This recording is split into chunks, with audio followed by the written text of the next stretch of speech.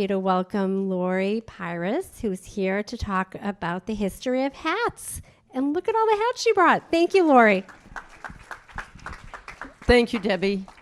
I'd like to thank Debbie and everybody here for having me, and all of you for attending. This is a great turnout. Are you sure she didn't promise you like ice cream sundaes later?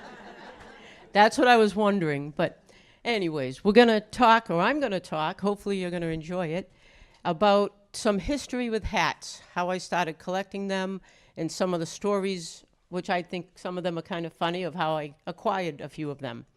So I started collecting them when I was 11 years old, and I read a book about a boy that always wore a different hat. And it's amazing how many books are out there, children's books. This was just a 3-day hat, and then Dr. Seuss, 500 hats. I probably have 15 different children's books, all related to hats and headwear. So I read a book about a boy that always wore a different hat, and I thought that was rather interesting. So my parents took us to Disney and bought me a pair of Mickey Mouse ears. I do still have these at home, but I decided then at 11 years old that this was going to be the first hat in my collection. Now, well over 50 years later, I have over 500 pieces of headwear. Of course, I couldn't bring them all today, but I brought a sampling of them. Hats have been around for a very long time. They sorry guys, stumbling a minute. They found a drawing on a cave wall in Thebes, Egypt, that dates back to 3100 BC, and it depicted a man wearing a conical-shaped hat.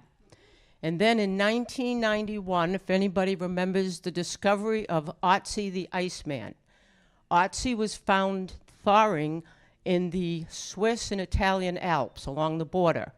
He was found by some German tourists, and he is the most intact mummy found encased in ice. I mention him because he dates back to between 3100 and 3400 BC, and Otzi was found wearing a bearskin hat. So again, they've been around for a very long time. First, to protect us from the elements, the wind, the rain, the snow. Over time, they've come to represent fashion, fun.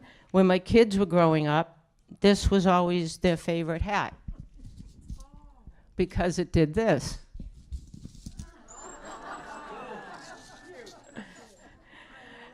Of course,